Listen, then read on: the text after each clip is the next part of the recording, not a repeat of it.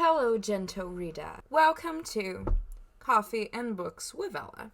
Today, we're gonna read an author from a gentleman. And yes, I will fake a British accent at times because fuck you if you don't like it. Okay, let's begin.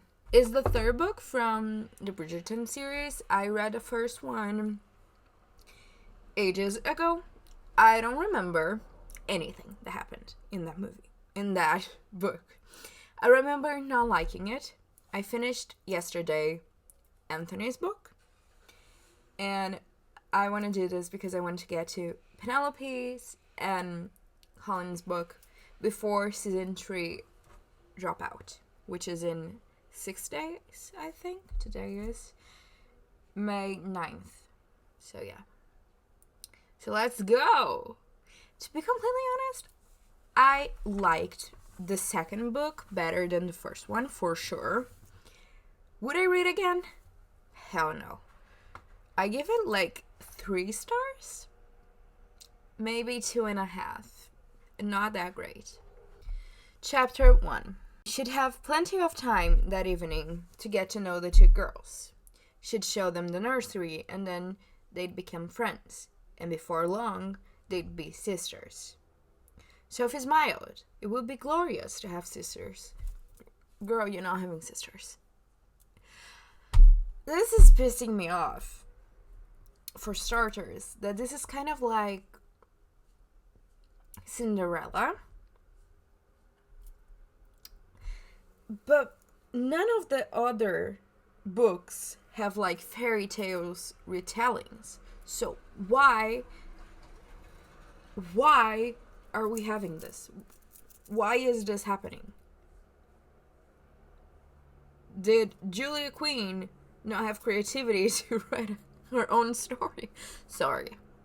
Being mean. I just this is boring. I want to like this because I like the TV show. This is just boring.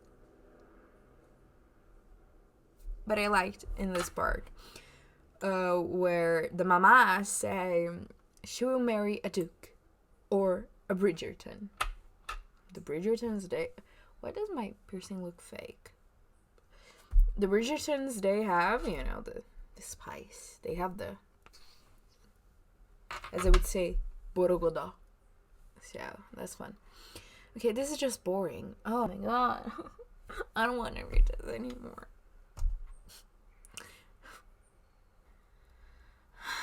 Okay, let's keep going. I know who you are, the Countess said, the moment the door clicked shut.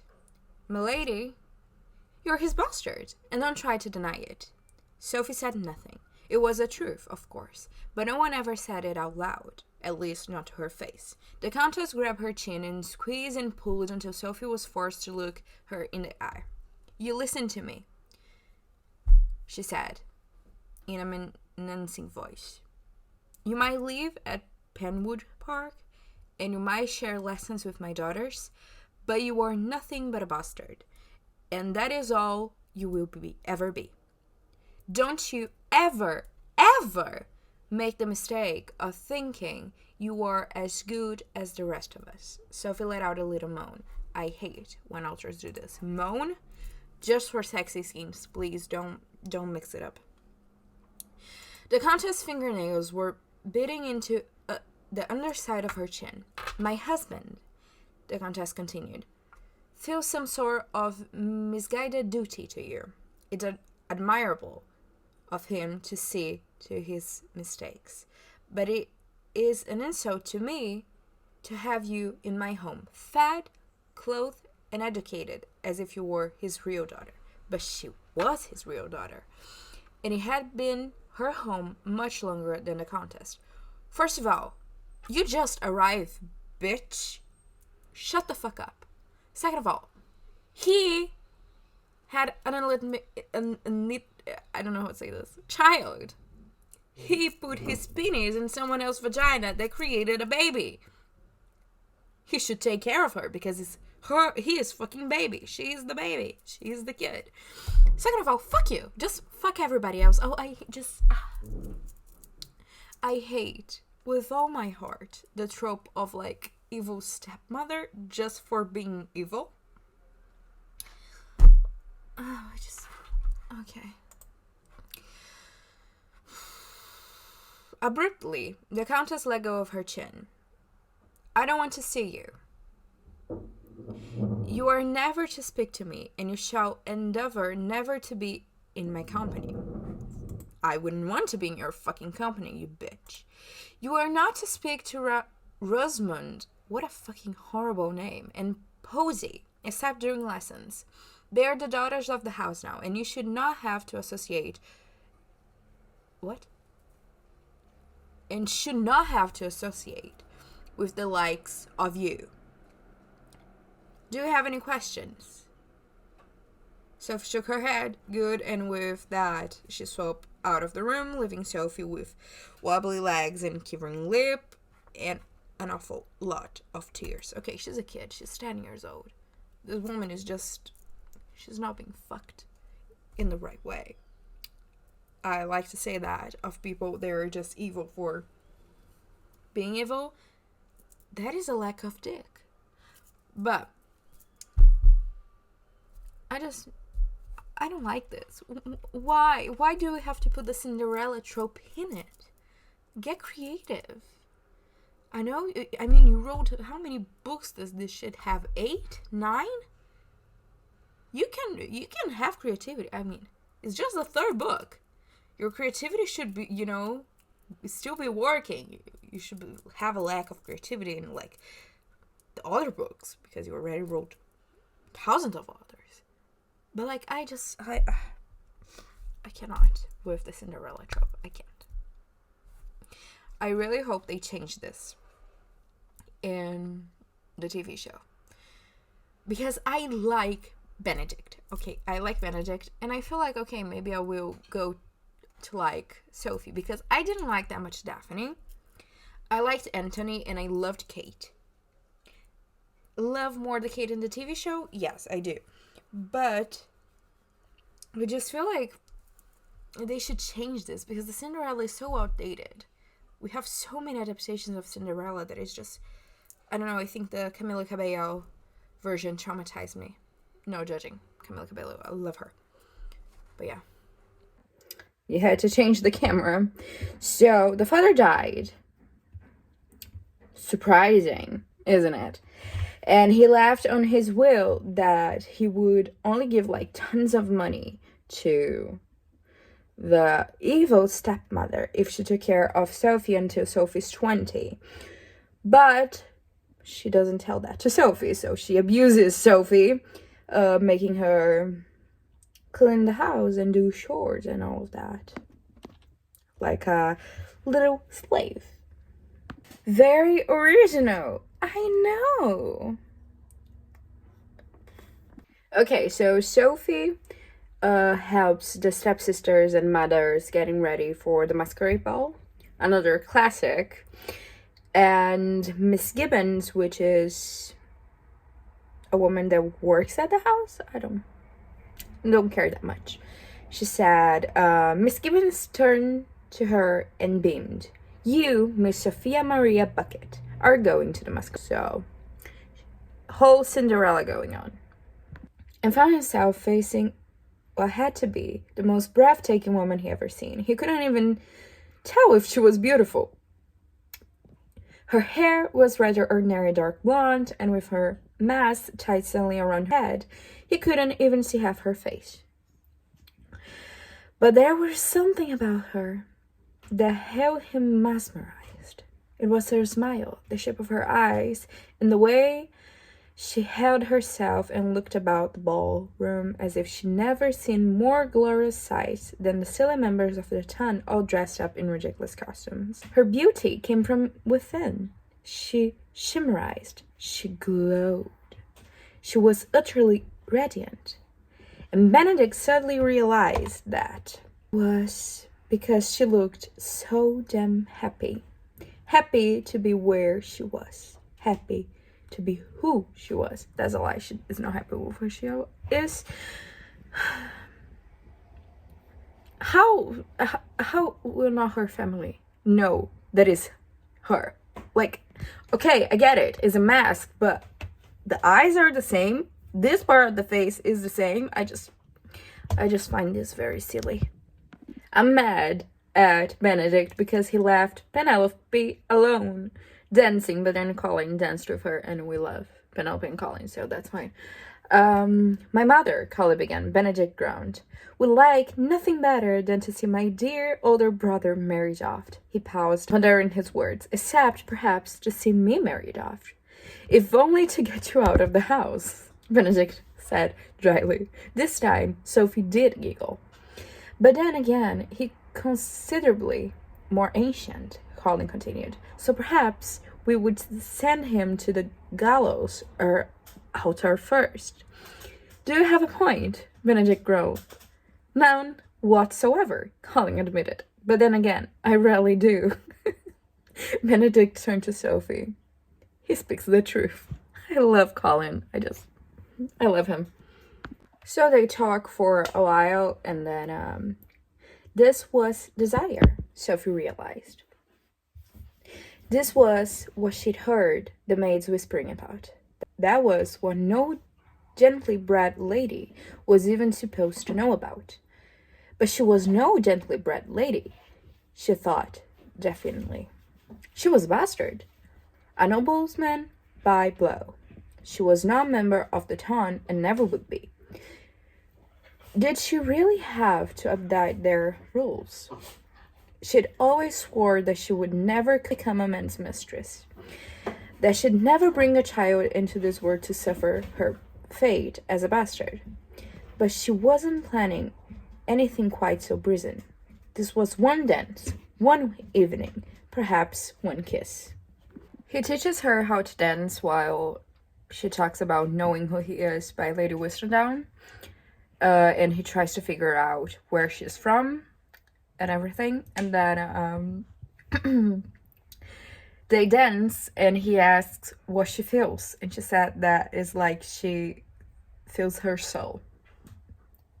I know what you said, Benedict said hoarsely. I heard you. And don't say anything. So she didn't want him to tell her that he felt the same way. Didn't want to hear anything that would leave her pining for this man forever. But it was probably already too late for that. He stared at her for an agonizingly long moment, then murmured, I won't speak. I won't say a word. And then before she even had a second to breathe, his lips were on hers, squarely, gentle, and arching tender. Okay, I'm liking this.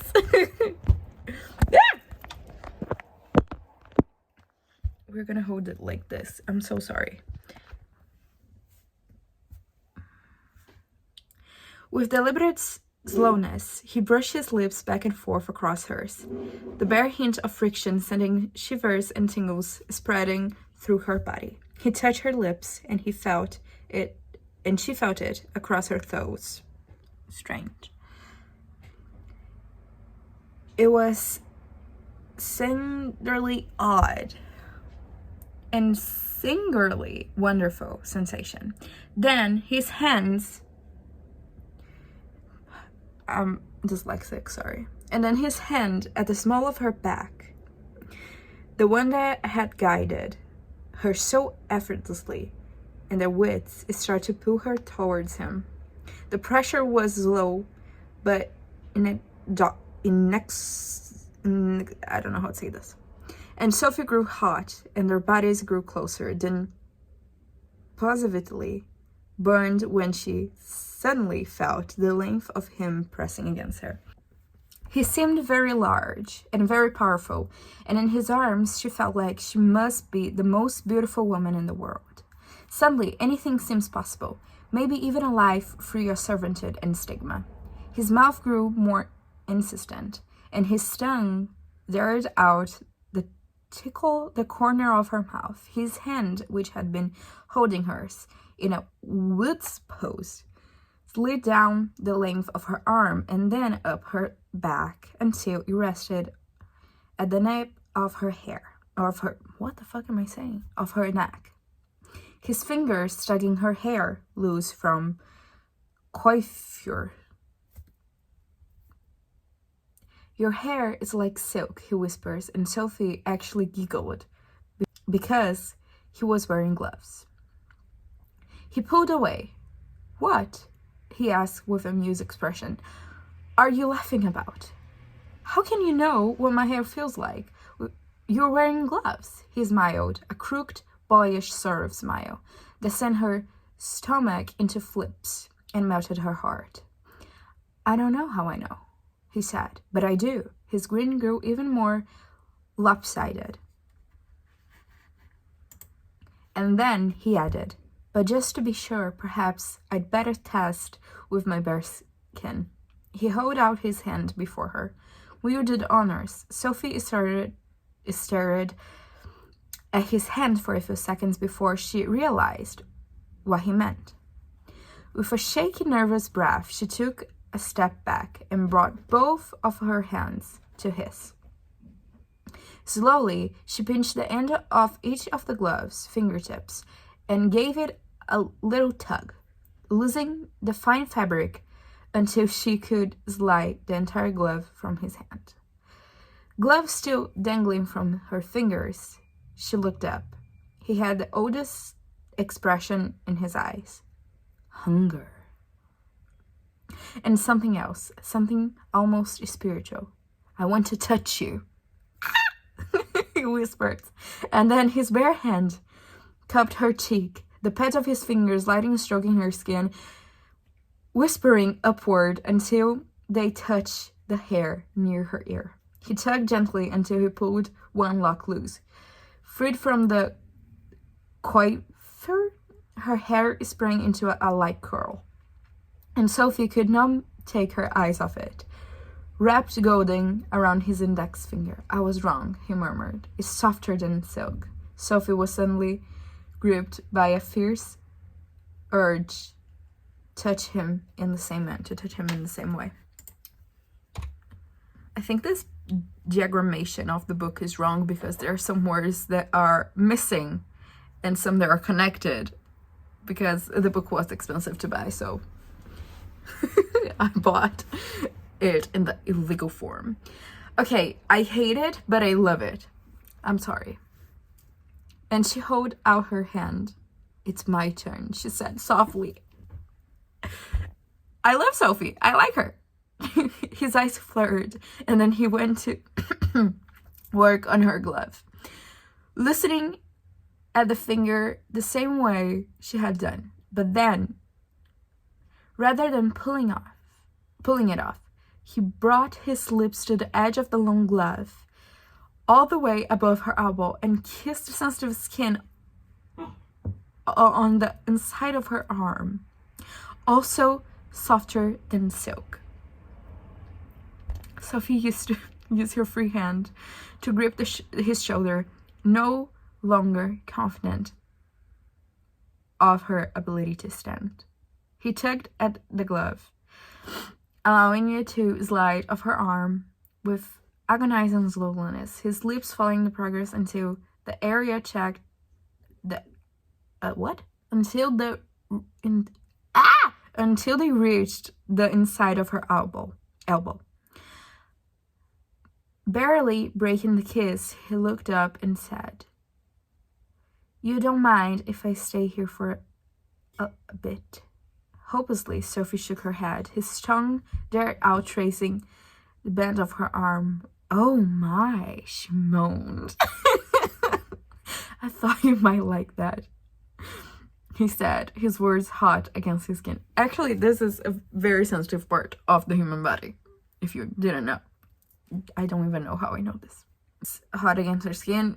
She nodded, or rather, she meant to nod. She wasn't sure if she actually did. His lips continued their trail, ran sensorily down her forearm until he reached the inside of her wrist.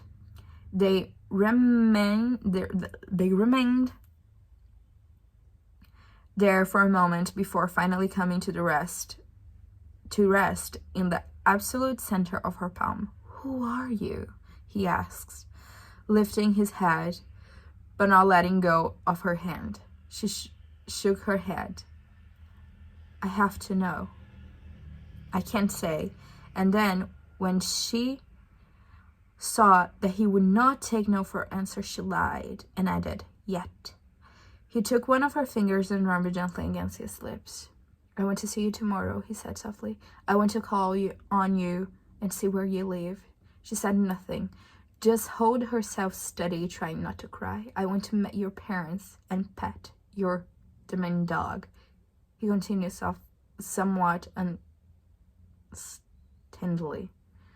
"Do you understand what I mean?" The music and conversation still drifted up from below, but the only sound on the terrace was the harsh rasp of their breaths. "I want," his voice dropped to a whisper and his eyes locked, vaguely surprised, as if he couldn't quite believe the truth of his own words. "I want your future. I want every little piece of you." "Don't say anything more," she begged of him. "Please, not another word. Then tell me your name.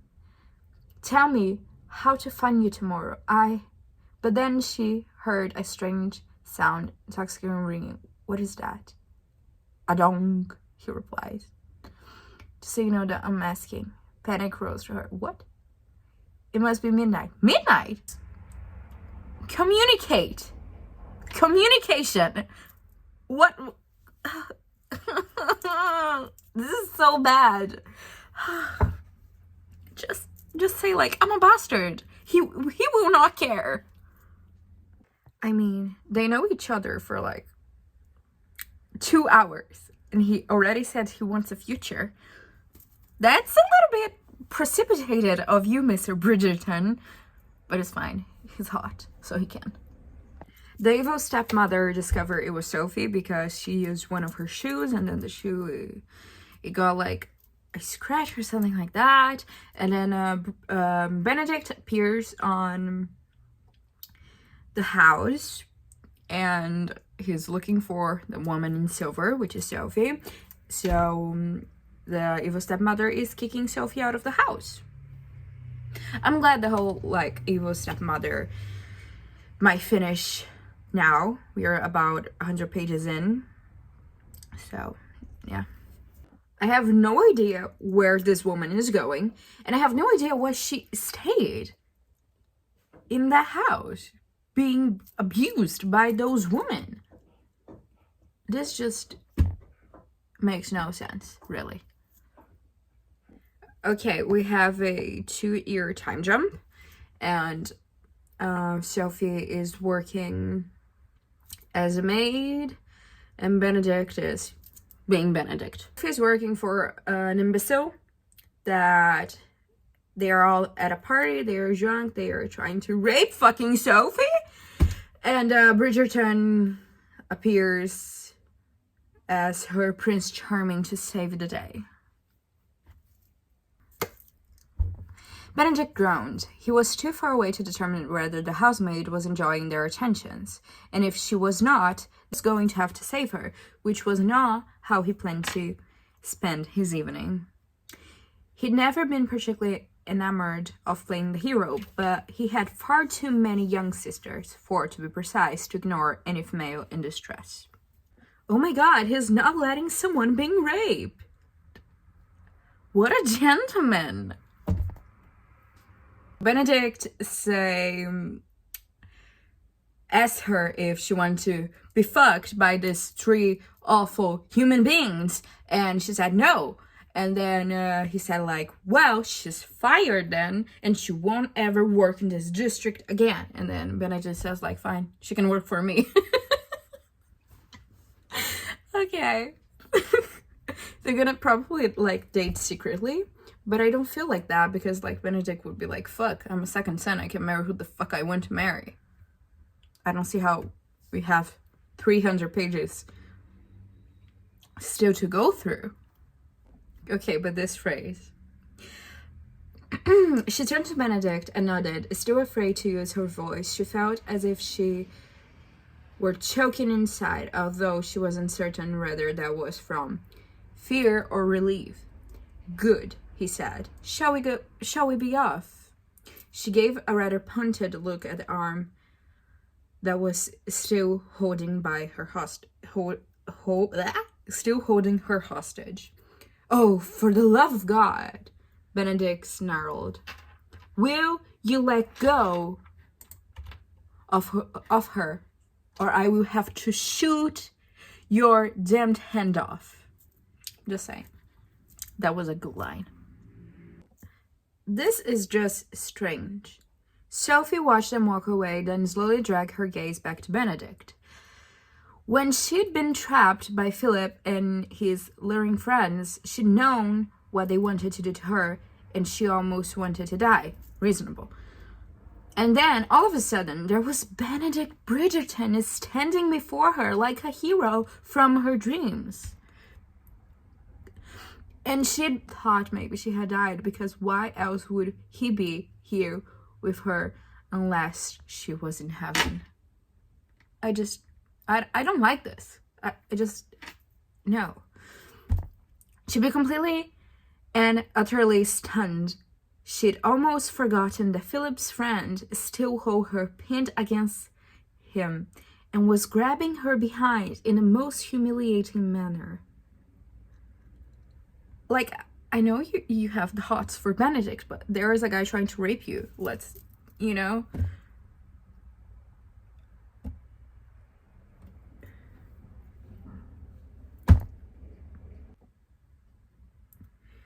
For one brief second, the world had melted away, and the only thing she could see, the only thing she knew, was Benedict Bridgerton. Girl, you were gonna get raped by 3 men. And I know you're happy that you're not being raped. But let's, you know, see what's important here. I just hated this. I hated this paragraph. It was a disgusting party, full of drunks and whores. Let's not slut shame people, Julia Queen, okay? No slut shaming in this channel.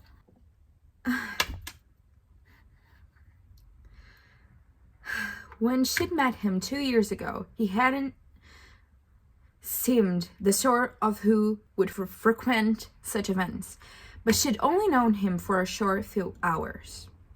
Perhaps she misjudged him. She closed her eyes in agony. For the past 2 years, the memory of Benedict Bridgerton had been the brightest light in her drab and dreary life. If she misjudged him, if he was a little better than Philip and his friends, then she'd be left with nothing, not even memory of love. If for 2 years the best memory of your life is 2 little hours with a hot guy, I think you should kill yourself.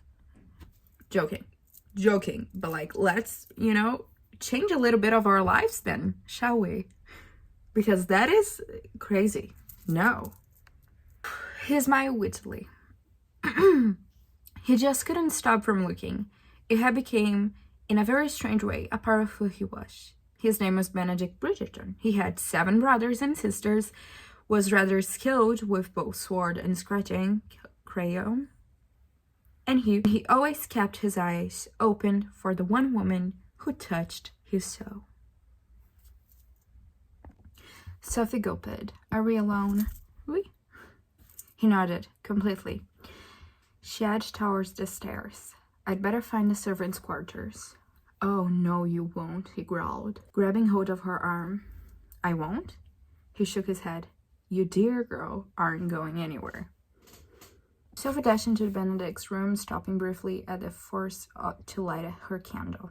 He was lying in bed, almost perpetually still. Sophie edged toward him, her eyes focusing on his chest. Dirty girl. She knew he couldn't possibly be dead, but she felt an awful lot better once she saw his chest rise and fall. Mr. Bridgerton, she whispered. Mr. Bridgerton. No response. She crept close, leaning over the edge of the bed. Mr. Bridgerton. His hand shot out and grabbed her shoulder, pulling her off balance until she fell into bed. Mr. Bridgerton, Sophie scored. Let go.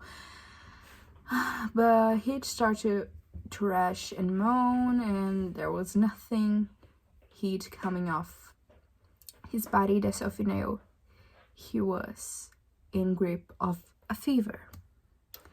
She somehow managed to screen herself free, and she went trembling off the bed while he continued to toss and turn, mumbling streams of words that made no sense. Sophie waited for a quiet moment, then darted her hand out to touch his forehead. He was on fire. She chewed on her lower lip as she tried to decide what to do. She had no experience in nursing the feverish. Benedict started to rush again, and then out of nowhere he murmured, "Kiss me." Sophie was out of breath. They fell on the floor. She let out a little yap of surprise, and she quickly bent to retrieve them. "You're just dreaming, Mr. Bridgerton," she told him. "Kiss me," he repeated, but he did not open his eyes. Sophie leaned closer. Even by the light of one solitary candle, she could see his eyeballs moving quickly under his lids. "God damn it," he suddenly yelled. "Kiss me." "Miss Bridgerton," she began finally. Instead, to explain why she could not even begin to think about kissing him, but then she thought, why not? "So, I don't know if you know this, but 1, you had just been assaulted. 2, we don't kiss people that are feverish or in a coma or sleeping, because that is assault." Had to take a shower. Chapter 9. It has often been said that physicians make the worst patients, but it is the opinion of this author that any man makes terrible patient. One might say it takes patience to be a patient, and heaven knows the male of our species lack an abundance of patience. Man, am I right? They had an odd little bond. He and a housemaid. He'd saved her, and she'd save him. Oh, he doubted his fever from last night would have killed him. If it had been truly serious, he'd still be bindling it now.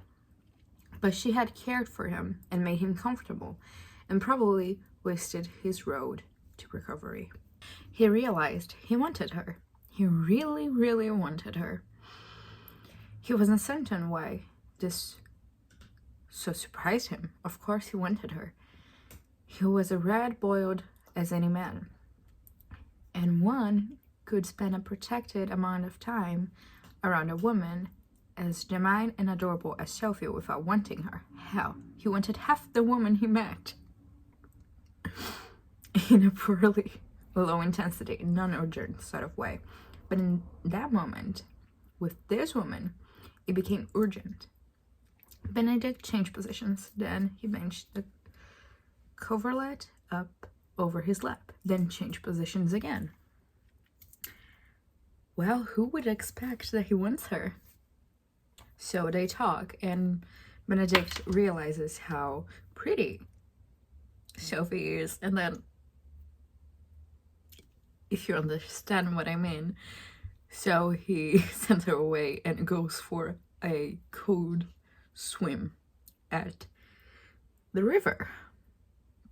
What? He acted as if he actually liked her and enjoyed her company, and maybe he did.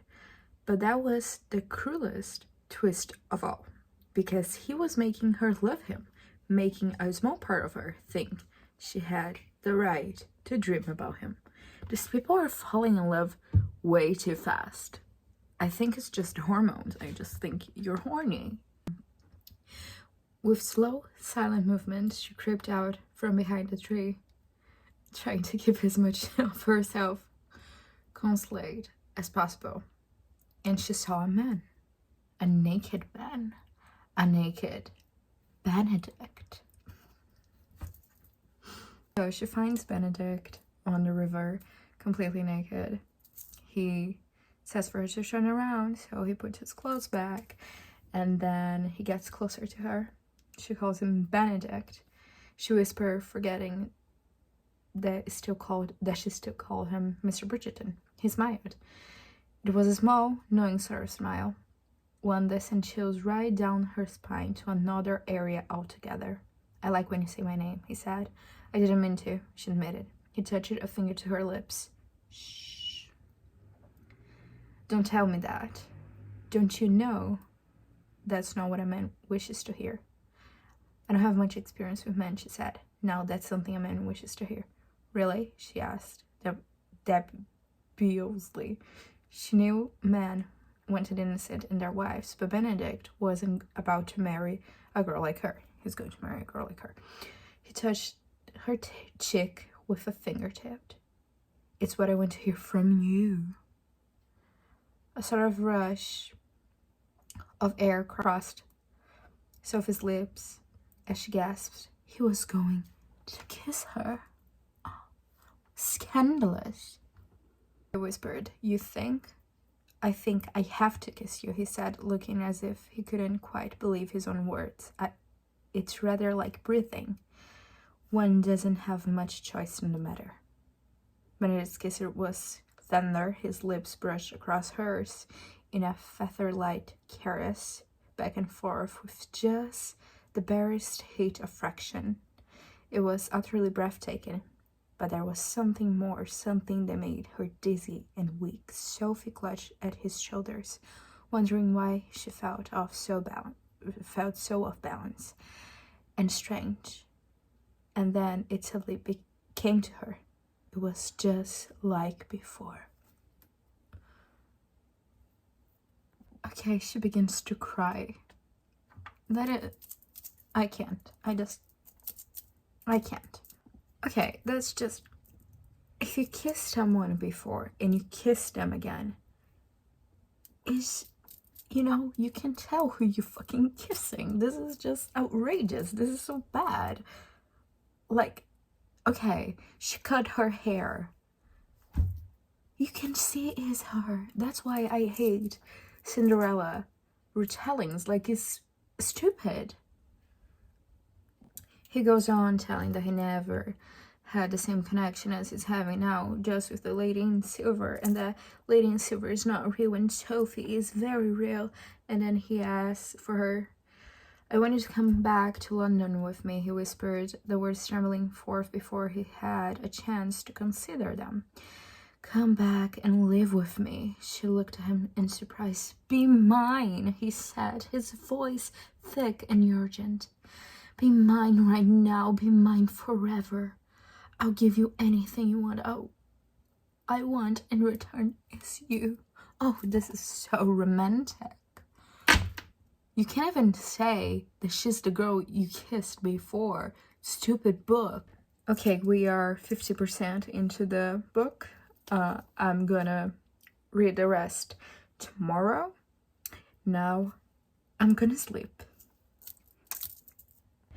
Okay, today is another day. I have my coffee with me. We have about half the book to go. We are in chapter 12. And I think we're gonna have a spicy scene here. I think my only problem with this book so far is the Cinderella storyline. Because, oh, it's so boring. I'm so sorry if you love it. Boring, okay? And I don't like books that have a narrator. I like when the book is told by the perspective of the characters. I feel like it's not as deep when you have someone else like, she said, he gave her a confused look. Instead of like, he gave me a confused look. I like the deepness and the connection that you have when it's narrated by the characters, not by someone else. That's one of my problems with this book so far. You want me to be your mistress? She asked flatly. He gave her a confused look, although she couldn't be sure whether that was because her statement was so obvious or because he objected to her choice of words. I want you to be with me, he persisted. The moment was so gently painful, and yet she found herself almost smiling. How is that different from being your mistress? He's not fucking married. Sophie, how is it different? She repeated with her voice growing strident. My dog is biting his toy. I don't know, Sophie. He sounded impatient. Does it matter? It matters to me. Fine, he said in a short voice. Fine, he said in a short voice. Fine, be my mistress. Have this. Sophie had just enough time to gasp before his lips descended on hers with a ferocity that turned her knees to water. I just don't like this writing. And I am not like a critic or anything. I just don't find it pretty. It was like no kiss they ever shared before. Harsh with need and laced with an odd, strange anger. With his mouth devoured her... What the fuck? His mouth devoured hers in a privative dance of passion. It's trying to be poetic, but this is not poetic. I don't understand. When did they fall in love? Because, I kissed people before, never fell in love just with a little kiss. And I had good kisses. This is just... I don't like this. I don't like this. It's because there's no, high stakes in what is happening. I get it. She, is a bastard and all of that. But, fuck that. He's the second son. He has no, high hopes for him. The family has tons of money. And that makes them, untouchable. I don't understand how much money they have because there are 8 kids, all of them married, with people that, don't have that much money. I mean, definitely married with someone that had money. But, there's no, high stakes to this story. Because, okay, she is a bastard, but he is rich. So, it works. Because he's the second son. No one has high hopes for him to marry someone that rich because they are already rich. So, this is just boring. Boring! The TV show is so much better. Fucking Jesus. Fucking Christ. This is so fucking boring! He asks to be with her. She refuses because she don't want to have a bastard child. But and then she says, I'm gonna go. She's so annoying. I get it, her life is hard, but fuck off. And then she's like, I'm gonna go. And he's like, where will you go? And she's like, I don't know.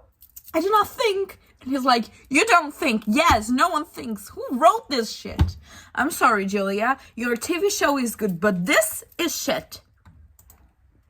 And there is a relationship of power because, okay, she doesn't work exactly for him. Until this point, they were just talking about her working for his mother. But, there's a relationship where she kind of, in, a bizarre way, feels like he can order her to do things.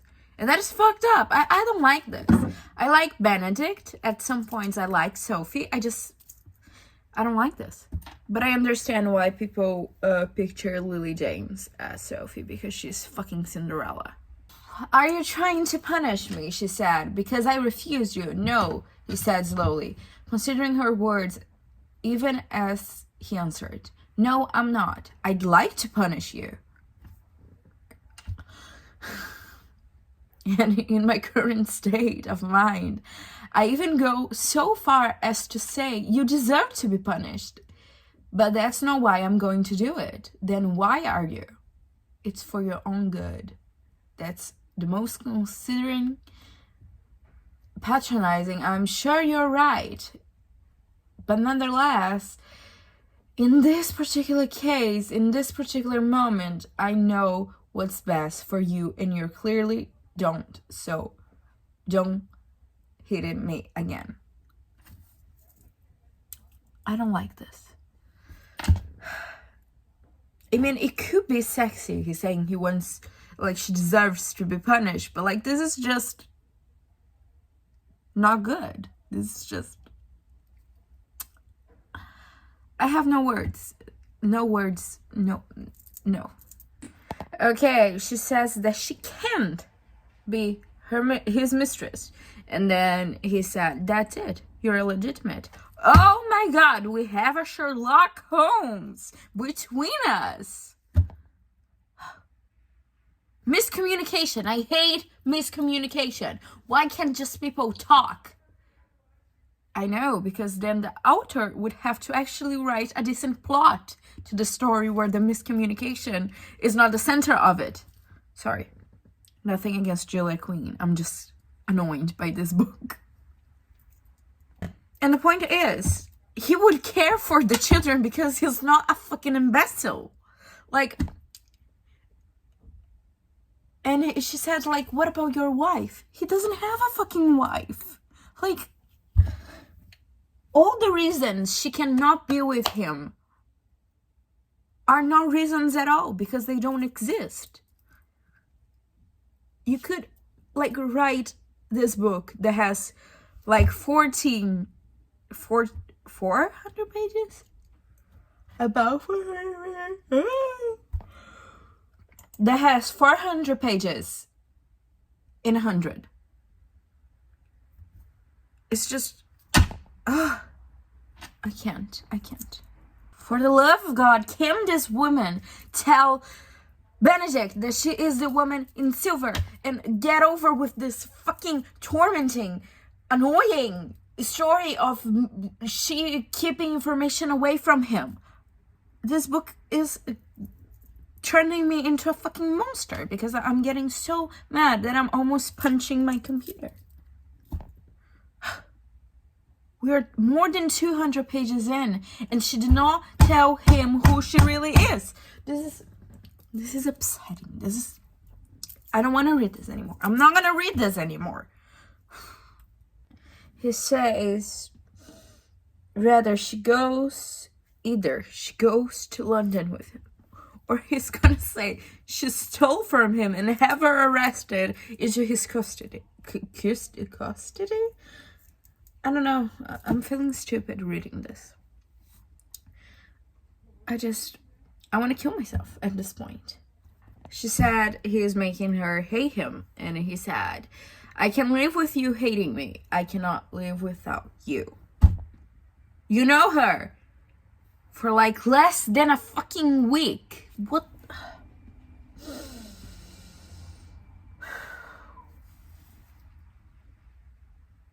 I want to kill myself. I think Benedict is so stupid for not knowing that she is the girl in silver, that Colin is gonna look at him and say, you fucking idiot, he's the girl in silver. And look, love Colin, he's my favorite character so far. He's a bit stupid. So Benedict's so stupid that the stupids of the brothers are gonna be more intelligent than him. I just please end my torment and tell him, or discover. You know, it's not that hard. I mean, if he wanted to be with her, he could just lie, say he met her in one of his travels, and fucking marry her. It's not that difficult, you know, you can always lie.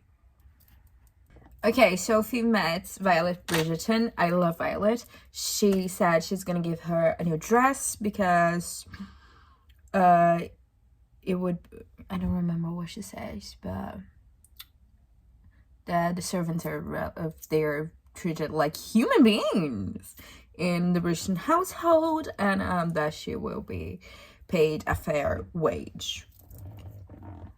I burn for you.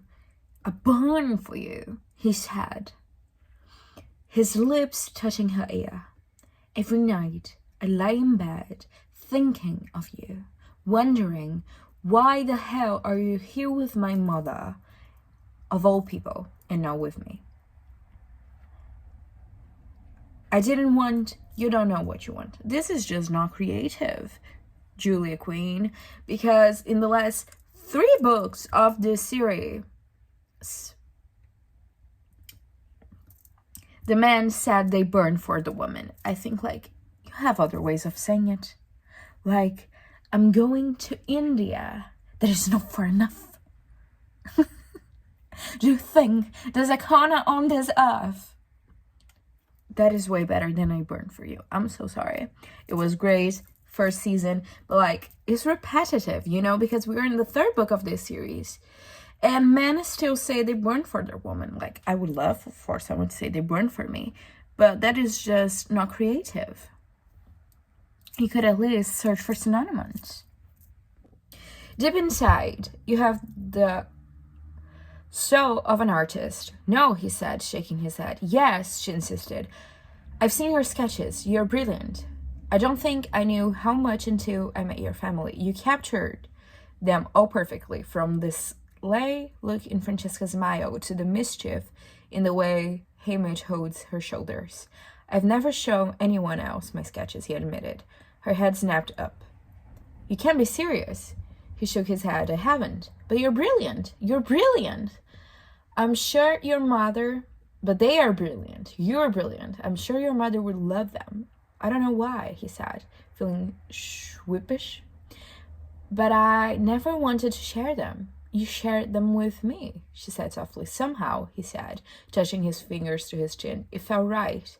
And then his heart skipped a bit, because all of a sudden, everything felt right. He loved her. He didn't know when it happened. Neither do I. Only that it was true. It wasn't just that she was convenient. There had been lots of convenient women. Sophie was different. She made him laugh. She made him want her. She made him want to make her laugh. And then he was with her. Well, when he was with her, he wanted her like hell. But during those few moments when his body managed to skip itself in check, he was content. It was strange to find a woman who could make him happy just with her mere presence. He didn't even have to see her, or hear her voice, or even smell her scent. He just had to know she was there. If that wasn't love, he didn't know what it was. So they're having sex, right? He even smelled good. A warm, masculine mixture of sandalwood and soap. I guarantee you. This man did not smell good in 1817. In the era. In the Regency era. No, he did not smell good. They didn't even bath correctly at that time. If people nowadays smell like shit, imagine in 1817. Every muscle tightening as he moved his fingers in a particular wicked manner. I don't know how many times I had to read the word wicked or wickedly or all the synonyms past as a verb, as a noun, all the ways wicked. That's the only word. Like, this word has... I read this word so many times that I begin to hate this word. This pisses me off because she said so many times that she doesn't know what she wants. And he says, I know what you want. Like, oh, please, create a male character that knows what she wants. Okay, I think I prefer the second book, Anthony's book, better than this. Even the sex scene, like, I mean, okay, it's interesting, but like, she came in 2 seconds. That is not accurate for a virgin to come in 2 seconds. Maybe a boy virgin, but not a girl virgin. And like, there was not that much of a, what is it called? Foreplay. Like, there was no foreplay at all, just little kisses. And then like, she goes, oh, and he goes, oh, and then he exploded. There was simply no other word for it. Like, I don't know. I don't like this. Well, it's no surprise to any of you that my favorite character is Colin, and they are talking about Penelope. And he says, the point is, Colin said forcefully, that I have known her forever. And I can assure you that I'm not likely to fall in love with her. Anthony turned to Benedict and said, "They've been married within a year, mark my words." Colin crossed his arms. "Anthony! Maybe two," Benedict said. "He's the youngest yet." Okay, this is just heartbreaking. This happens in the TV show too. At any rate, Colin was still grumbling. "I am not going to marry soon, and I'm certainly not going to marry Penelope Featherington." Oh. It was a feminine oh. And without looking up, Benedict somehow knew that he was about to experience one of life's most awkward moments. Heart filled with dread, he lifted his head and turned towards the front door. There was framed perfectly in the open doorway was Penelope Featherington. Her lips parted with shock, her eyes filled with heartbreak, and in that moment Benedict realized what he's probably been too stupid and too stupidly male to notice. Penelope Featherington was in love with his brother. Colin cleared his throat. "Penelope!" He squirtled. I don't know how to read this. His voice sounded as he regressed 10 years and gone straight back to puberty. Good to see you. I didn't know you were there." "Obviously not," Penelope said, her words locked on edge. Poor Penelope! Here we have the Penelope I love.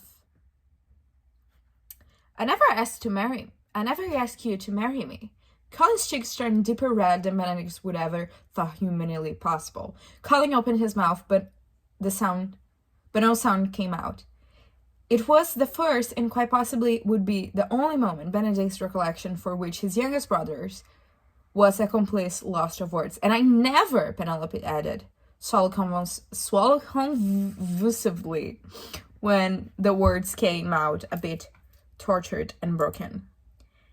"I never said to anyone that I wanted you to ask me." "Penelope," Colin finally managed, "I'm so sorry. You have nothing to apologize for," she said. "No," Colin insisted. "I do. I hear your feelings, and you didn't know I was there. But nevertheless, you are not going to marry me," she said hollowly.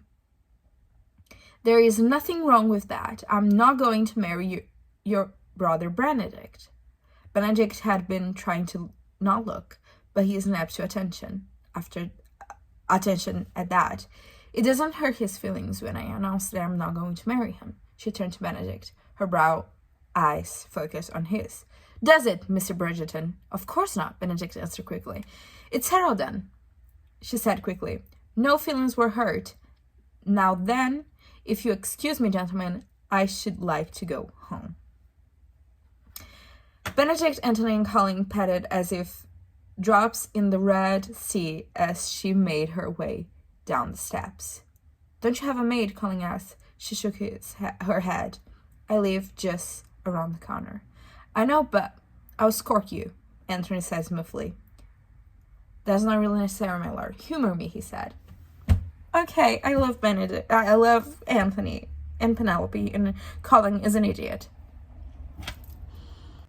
Benedict talked with his mother, the only good character in this whole fucking series of books.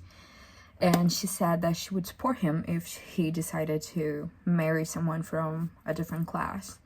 And she's his mother and would love him no matter what. And she talks about missing so much their father. So, and then somehow it became clear. As he watched his mother's face, finally finally understanding the depth of his parents' love for one another, it all became clear. Love. He loved Sophie. That was all that should have mattered. He'd thought he'd loved the woman from the masquerade. He thought he'd wanted to marry her. But he understood now that that had been nothing but a dream, a fluttering fantasy of a woman he barely knew. But Sophie was Sophie, and that was everything he needed. It took 322 pages for him to realize that. The door, the laughter increased with a few squares thrown in the good measure. The sound brought a smile to Benedict's face, and he turned when reacted the open doorway. And then he saw her. Her. Not Sophie. Her. And yet, was Sophie? Oh, don't tell me. She was blindfolded, smiling as they grouped her hands towards the giggling children. He could see only the bottom half of her face, and that's when he knew. Oh, fuck off, book. This is ridiculous. This is fucking ridiculous. This is same smile, same hands, same features. Fuck you, book. Stupid, stupid book. So now he knows. Miscommunication. Oh, and I forgot to read this part, but like in the beginning of the book, when he first like felt attracted to Sophie, and he hesitated in a question I don't even fucking remember. I don't want to remember. She said that she was feeling jealous about herself because she was the woman. So this is just awful. I don't know why I'm submitting myself to reading this. Here in the Bridgeton nursery, with him looming over her, she couldn't quite remember why she decided to not tell him that she was the lady at the masquerade. I also don't know, because this book is stupid. There is absolutely no reasonable reason for this woman to not tell who she really is. And we are on page 332, and she's still, I just why that's my only question. Why? Even though I like to talk shit about the book, it's not that bad, and I would die to be in Bridgerton because I am still an unemployed actress. So kisses, and I have the same age as Gregory's actor, so Shonda, you know, you can put me there. Big fan of your work since Grey's Anatomy. Watched everything about 4 times. How to Get Away with Murder, Scandal, everything. You're a genius woman. And clearly you got all this material and transformed into something way better than the books. So you're a genius, of course. Okay, Sophie has a conversation with Violet that says that she can stay, but she decides to go, and as she's walking out the door, Marita, I don't know how to say her name, appears and calls the police, and she has been arrested for stealing. No words. And Sophie thinks it's for the best. Who wrote this character? Like, I want to like Sophie, but it's being a little bit hard. Colin sighed as he pushed up his mask. Why don't you just do us all a favor and marry the girl? Thank God, Colin. Thank you. I knew why I liked you. No, Benedict asked. About Sophie? It's rather obvious. Colin, she's a maid? Who cares? What is going to happen to you if you marry her? Colin asked with a devil's may-care shrug off his shoulders. People you couldn't care less about will ostracize you. Hell, I wouldn't mind being ostracized by some of the people with whom I'm forced to socialize. Benedict shrugged dismissively. I'd already decided I didn't care about all of that. Then what is the bloody hell problem? It's complicated. Nothing's ever complicated as it is in one's mind. Thank you, Colin. Thank God, a sane character in this fucking book. Okay, all the Bridgetons are going to save Sophie from jail, which is, okay, I like this part. And I love Violet. She supports all her children into finding true love. And she likes Sophie, so she's my favorite character ever. And I wish we had like a spin-off about Violet and Edmund's love story. Why do you hate me? Because he loved you. That is just bad storyline. She swallowed convulsively, and wicked are the 2 words that Julia Quinn knows the meaning of, apparently, because in every fucking page there is one of those 2 words. She hated Sophie because she couldn't give an air. Like, oh girl, fuck off, go to therapy. Oh yeah, and Sophie's legs occasionally turn into water, like many times. That's also annoying. Benedict choked the woman because she called Sophie a whore. Okay, I like Benedict. He's an artist and he doesn't let anyone insult his woman. Blame me. Put me to jail. Posey, the Countess' daughter, takes the blame for stealing the shoe clips that Sophie stole when Araminta sent her away from her father's house. You will never see another invitation again in this town, Lady Bridgerton said to Amaritia. I am a contest, and I am more popular. Go, Violet, eat this bitch up. Okay, Posey puts like a gun to her mother's head. She doesn't put actually a gun, but she tells everything that happens and everything that her mother hid from Sophie, the money that she was supposed to have from her father's will. And Sophie tells the story of her life for Violet, to Benedict, and to the man that I don't remember the name, that he is like the judge. That's not his name, but something like that. Sophie hid the evil stepmother for not loving her daughters equally, and now Posey said she's sorry for not doing anything during the years. And she's going to stay with the Bridgetons for as long as she wants. You are the reason I exist. You're the reason I was born. That's a bit too much. Just saying. Do you realize I have been mentioned in Whistledown 232 times? They stop him cold. Have you been counting?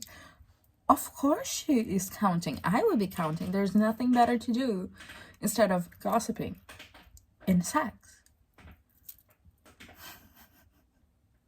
I like Sophie. And the book ends with them naming their children Violet, which I loved because Violet is such an important character in the romance. And the next book is going to be about Lady Whistledown, which we all know is Penelope because of the TV show. Okay, so my ranking is first, The Viscond Who Loved Me, and then An Offer from a Gentleman, and then The Duke and I. Did not like The Duke and I did not think this book was bad, so I would rank The Duke and I 2 stars out of 5. This 2.5, and then the other 3. I don't know. If you disagree with me, that's fine.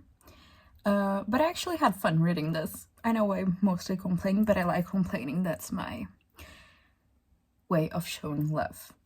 That's it. Love all, bitches. Until next time. You want me to read the next book with you? Or no? Comment down below. Oh, and in the next videos, we're gonna have a more beautiful setting for the camera. And this was just a test for this new idea that I had of reading the books along with you and showing parts of it. So that's it.